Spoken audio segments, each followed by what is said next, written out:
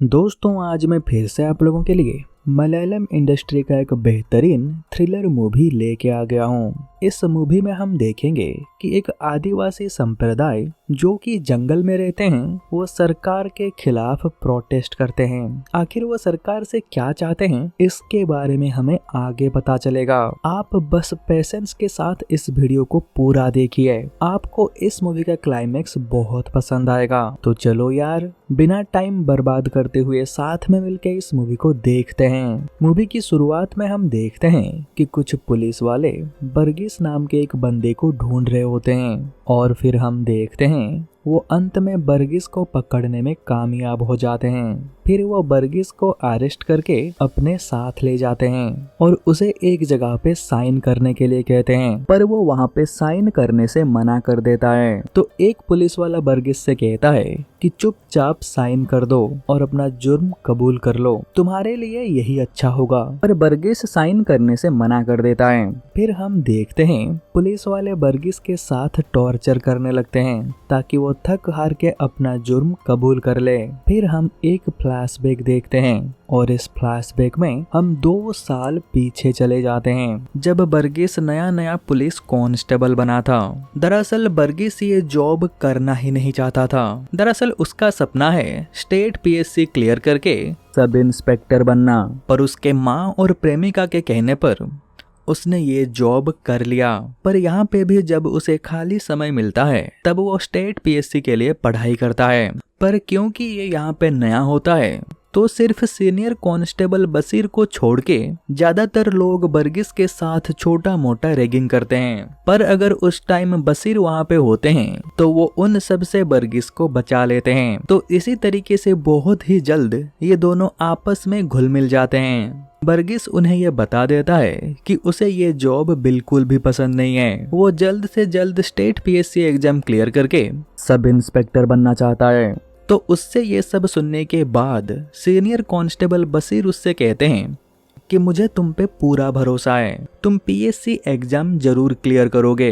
फिर अगले दिन बर्गिस, बशीर और ऐसे कई सारे पुलिस कांस्टेबल का ड्यूटी जंगल में पड़ता है। दरअसल यहाँ पे कुछ आदिवासी सरकार के खिलाफ प्रोटेस्ट कर रहे होते हैं। दरअसल सरकार ने इन लोगों को जंगल जमीन छोड़ के जाने के लिए कहा है, क्योंकि जंगल जमीन को जबरदस्ती दखल करके अपने पास रखना एक कानूनी अपराध है। पर ये गरीब आदिवासी पिछले कई पीढ़ियों से इसी जंगल में रह रहे हैं। ये जंगल ही उनका घर है। पर ऐसे अचानक से सरकार के कहने पर ये लोग कहाँ जाएंगे? इनके पास कोई काम धंधा भी नहीं है। इसलिए वो सरकार के खिलाफ शांति प्रिय प्रोटेस्ट करते हैं और इन सब में एक एनजीओ इनका मदद करता है। दरअसल ये लोग सरकार के सामने कुछ मांगे रखते हैं, जैसे कि सरकार इन्हें रहने के लिए जगह और नया घर बना के दे और साथ ही साथ सरकार इन सबको रोजगार भी दे। तो कहीं आगे चल के ये शांति प्रिय प्रोटेस्ट हिंसा में ना बदल जाए, इसलिए पुलिस यहाँ पे बहुत सारे पुलिस कांस्टेबल को लाके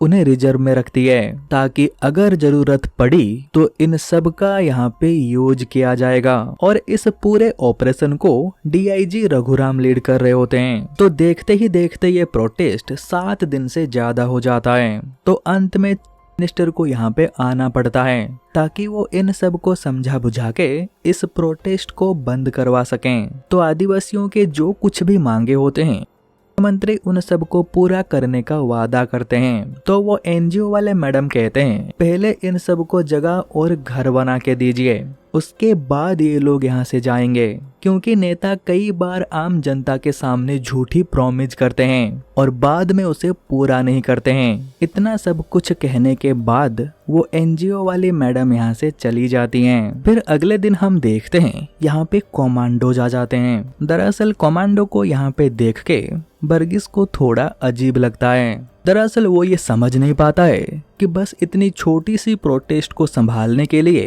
कमांडो यहाँ पे क्यों आए हैं। फिर थोड़ी देर बाद डीआईजी रघुराम इन सब को बताते हैं कि उन्हें इंटेल मिला है कि इस प्रोटेस्ट के पीछे कई सारे माओ संगठनों का हाथ है, क्योंकि बिना बाहरी सपोर्ट के इतने अच्छे वेल ऑर्गेनाइज्ड प्रोटेस्ट ये आदिवासी बिल्कुल भी नहीं कर सकते हैं। और हमें ये भी खबर मिला है कि इन लोगों के पास कई सारे हथियार हैं। तो सबसे पहले हमें जंगल के और अंदर जाना होगा और हमें माओवादियों के छुपे हुए ठिकानों को ढूंढना होगा। फिर अगले दिन कमांडोज के साथ कई सारे पुलिस कांस्टेबल जंगल में जाते हैं। दरअसल ये एक टीम बना लेते हैं। हर टीम में एक कमांडो और एक पुलिस कांस्टेबल होता है। तो इसी तरीके से बर्गिस और बशीर एक एक कमांडो के साथ अपने अपने काम पे लग जाते हैं। फिर हम देखते हैं बर्गिस और उस कमांडो को जंगल के और थोड़ा अंदर जाने के बाद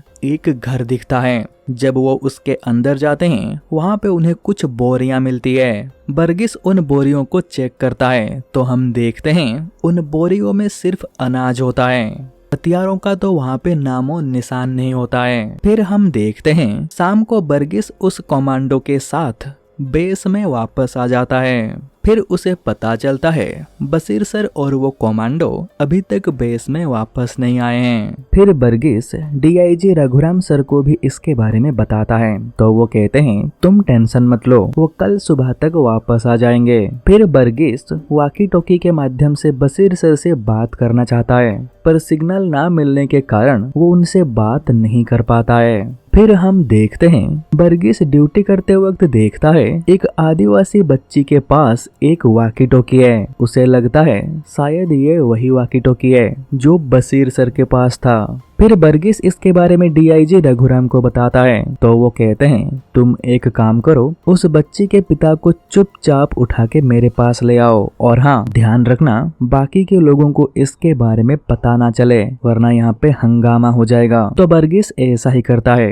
वो चुपचाप उस बच्ची के पिता को उठा के अपने बेस में ले आता है। फिर ये लोग उसे बहुत मारते हैं और उसे पूछते हैं बता ये वाकी टोकी तेरे पास कैसे आया। पर वो आदिवासी बार बार ये कह रहा होता है कि उसे सच में इसके बारे में कुछ भी पता नहीं है कि कैसे ये वाकी टोकी उसकी बेटी के पास पहुंचा। फिर बर्गिस उसे बशीर सर के बारे में पूछता है और कहता है बताओ तुमने उनके साथ क्या किया। पर वो आदिवासी फिर से वही सेम चीज कहता है कि उसे इस सब के बारे में कुछ भी पता नहीं है। फिर मजबूरन इन लोगों को उसे छोड़ना पड़ता है। फिर कुछ ही देर बाद हम देखते हैं कि बशीर सर के साथ जो कमांडो गया था वो बुरी तरीके से जख्मी हालत में बेस में वापस आ जाता है पर उसके साथ बशीर सर नहीं होते हैं, यानी कि वो अभी भी मिसिंग हैं। फिर डीआईजी रघुराम बशीर को ढूंढने के लिए एक सर्च टीम बनाते हैं और बर्गिस को भी उस टीम में शामिल कर देते हैं। फिर हम देखते हैं बर्गिस उस सर्च टीम के साथ बशीर सर को ढूंढने जंगल में जाता है।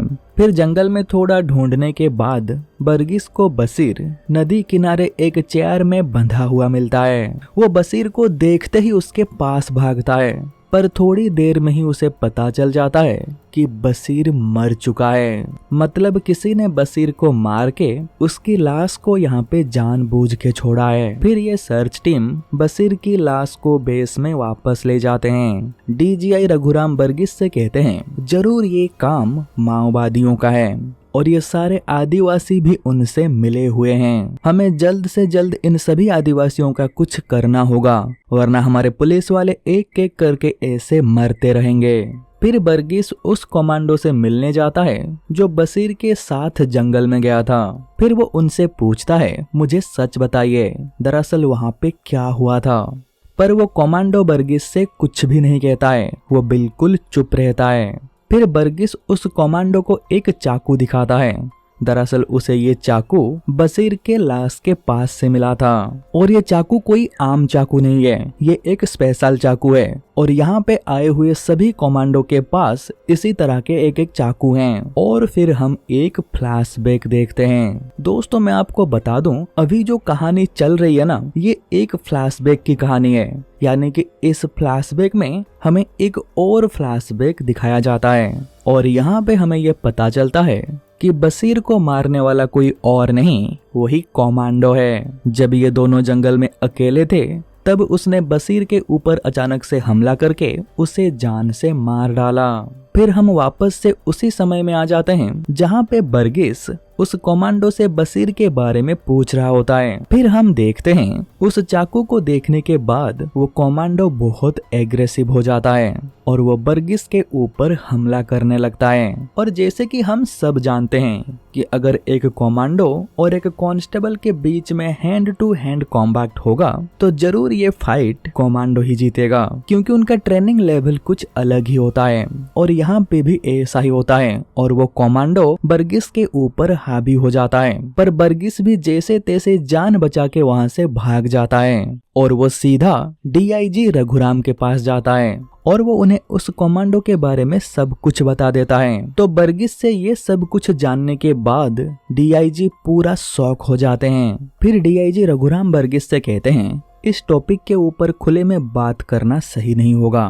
तो ये दोनों पुलिस गाड़ी के अंदर आ जाते हैं, पर तभी हम देखते हैं बर्गिस जिस कमांडो के बारे में कंप्लेन कर रहा था उसके साथ साथ कुछ और कमांडो उस पुलिस वैन के अंदर आ जाते हैं और दरवाजे को अंदर से बंद कर देते हैं। और यहाँ पे हम सबको पता चलता है कि डीआईजी सर को इस सब के बारे में पहले से ही पता होता है। दरअसल ये उन्हीं का प्लान था। फिर डीआईजी सर बर्गिस से कहते हैं मुझे किसी भी तरीके से इस प्रोटेस्ट को बंद करवाना है और मीडिया में पुलिस वालों को सही दिखाने के लिए किसी एक पुलिस वाले को तो मरना ही था और बस इसी के चलते बशीर मारा गया ताकि हम उसके मौत के बाद इन आदिवासियों के ऊपर एक्शन ले सकें। फिर ये लोग बर्गिस के सर पे जोर से मारते हैं जिसके चलते वो बेहोश हो जाता है। फिर डीआईजी सर और बाकी सभी लोग यहाँ से चले जाते हैं। फिर थोड़ी देर बाद हम देखते हैं डीआईजी सर माइक पे अनाउंस करके आदिवासियों से कहते हैं कि आप लोगों ने अभी तक यहाँ पे जितने भी टेम्पररी झोपड़ी बनाए हुए हैं हम अभी उन सब को तोड़ने जा रहे हैं और अगर आप हमें रोकने की कोशिश करोगे तो ये मामला बिगड़ सकता है। फिर पूरा पुलिस फोर्स उनकी झोपड़ी की तरफ बढ़ने लगता है। तो पुलिस को उनकी तरफ जाते हुए देख सभी आदिवासी भी इसका विरोध करते हैं और फिर हम देखते हैं डीआईजी सर के ऑर्डर पे उन सभी आदिवासियों के ऊपर लाठीचार्ज किया जाता है। और तभी दूसरी तरफ बर्गिस जो बेहोशी की हालत में पड़ा था उसे होश आ जाता है और फिर जब वो गाड़ी से बाहर आता है यहाँ का माहौल देख के वो शॉक हो जाता है। पर डीआईजी सर इतने में नहीं रुकते हैं, वो बर्गिस को भी आदिवासियों को मारने के लिए भेज देते हैं। पर बर्गिस उन्हें मारता नहीं है, उल्टा वो उन लोगों की मदद करता है, पर वो अकेला भला क्या ही कर सकता है। फिर थोड़ी देर बाद हम देखते हैं कि पुलिस और आदिवासियों के बीच में चल रहा ये झड़प रुकने के बजाय और इंटेंस होता जाता है। तो डीआईजी सर इस सब को देखते हुए सेल्फ डिफेंस में पुलिस को आदिवासियों के ऊपर गोली चलाने के लिए परमिशन दे देते हैं। फिर यहाँ पे जो दृश्य हम सबको देखने को मिलता है ये हम सब के दिल को दहला देता है। फिर पुलिस की गोली से एक बंदा मर जाता है और ये वही बंदा है जिससे बर्गिस ने एक बार पूछताछ किया था और वो बंदा बर्गिस के सामने ही मरता है। फिर पुलिस को गोली चलाते हुए देख के सभी आदिवासी इधर उधर भागने लगते हैं और उनका ये प्रोटेस्ट यहीं पे खत्म हो जाता है और पुलिस उन एनजीओ वाली मैडम को भी अरेस्ट कर लेती है और इसी तरीके से इस प्रोटेस्ट को पूरी तरीके से खत्म करने में पुलिस कामयाब होती है। फिर हम देखते हैं इसी हड़कंप के चलते बर्गिस से उसका गन कहीं छूट गया होता है और तभी एक बंदा वो गन ला के बर्गिस को वापस से दे देता है और फिर ये सीन यहीं पे कट हो जाता है और हम वापस से प्रेजेंट टाइमलाइन में आते हैं जहाँ पे बर्गिस को कुछ पुलिस वाले उठा के एक गोदाम में बंद करके रखे हैं। दोस्तों मैं आपको बता दूं अभी हम जो फ्लैशबैक देख रहे थे वो 2 साल पहले का था और अभी बर्गिस के साथ जो कुछ हो रहा है ये 2 साल बाद का सीन है। फिर हम देखते हैं बर्गिस से मिलने डीआईजी सर खुद आते हैं। फिर डीआईजी सर बर्गिस को एक ऑफर देते हैं और कहते हैं अगर तुम अभी भी हम लोगों के साथ मिल जाओगे तो मैं तुम्हें कुछ भी नहीं करूंगा, पर अगर तुम हम लोगों के अगेंस्ट में जाओगे तो तुम्हें जेल जाना होगा। दरअसल दोस्तों डीआईजी सर बर्गिस को एक झूठे केस में फंसाए हैं। तब सरकारी प्रोटोकॉल के हिसाब से उन्हें सिर्फ उनके पैरों में गोली मारना चाहिए था, पर हम सब ने देखा था कि उस बंदे के छाती में गोली लगा था जिसके चलते वो मर गया था और बाद में ये पता चलता है उस बंदे को जिस राइफल से मारा गया था वो किसी और की नहीं बर्गिस का था। दरअसल ये सब डीआईजी सर का प्लान था वो उसे किसी भी तरीके से अपने कंट्रोल में रखना चाहते थे।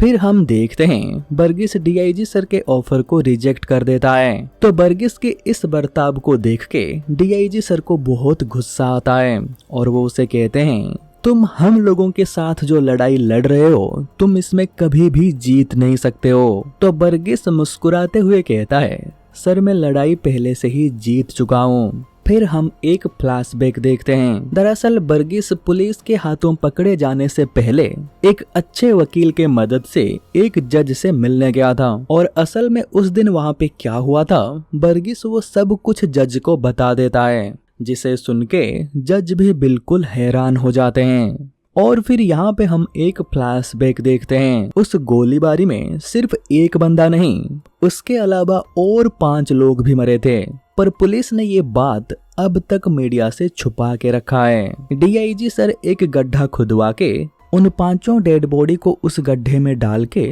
उनके ऊपर पेट्रोल छिड़क के बर्गिस के हाथों ही उन सब में आग लगाते हैं, ताकि बर्गिस भी ना चाहते हुए इस क्राइम में शामिल हो जाए। फिर जब डेड बॉडीज बुरी तरीके से जल जाते हैं, वो उन्हें वहाँ पे दफना देते हैं। फिर ये सीन यहीं पे कट हो जाता है और हम देखते हैं बर्गिस उस जज को वो लोकेशन दिखा देता है जहाँ पे उन्होंने उस रात उन 5 डेड बॉडी को दफनाया था। और फिर जब उस जगह की खुदाई की जाती है, उसके अंदर से जला हुआ हड्डियां मिलते हैं और थोड़ा और ज्यादा खोदने पर उन्हें खोपड़ी भी मिलती है और धीरे धीरे उन्हें उन 5 डेड बॉडी के अवशेष मिल जाते हैं। इसका मतलब डीआईजी रघुराम के द्वारा किए गए क्राइम अभी सबके सामने आ चुका है। फिर हम वापस प्रेजेंट में आते हैं। तो बर्गिस से ये सब कुछ जानने के बाद डीआईजी सर टेंशन में आ जाते हैं, क्योंकि वो अब बुरी तरीके से फंस चुके होते हैं। फिर ना चाहते हुए भी डीआईजी सर बर्गिस को छोड़ देते हैं और फिर देखते ही देखते ये न्यूज सभी टीवी चैनल्स पे आने लगते हैं और सबको डीआईजी सर के बारे में पता चल जाता है और फिर पुलिस भी उन्हें अरेस्ट कर लेती है और अंत में उन्होंने जो घिनौना काम किया था उन्हें उसका सजा मिलता है। और इसी के साथ ये मूवी यहीं पे खत्म हो जाता है। दोस्तों, उम्मीद करता हूँ कि आपको ये वीडियो अच्छा लगा होगा। अगर आपको ये वीडियो अच्छा लगा है तो इस वीडियो को लाइक कर देना और हाँ, कमेंट करके भी बताना कि आपको ये वीडियो कैसा लगा। और अगर आप आगे भी ऐसी वीडियो और देखना चाहते हो तो हमारे इस चैनल को सब्सक्राइब कर देना और सब्सक्राइब करने के बाद बेल आइकन को दबा के नोटिफिकेशन को ऑल पे रखना, ताकि मैं नेक्स्ट जब भी वीडियो अपलोड करूंगा आपके पास उसका नोटिफिकेशन आ जाएगा और आप मेरा एक भी वीडियो मिस नहीं करोगे। तो चलो यार, आज के इस वीडियो में बस इतना ही। फिर मिलते हैं कोई दूसरी वीडियो में, तब तक के लिए बाय बाय।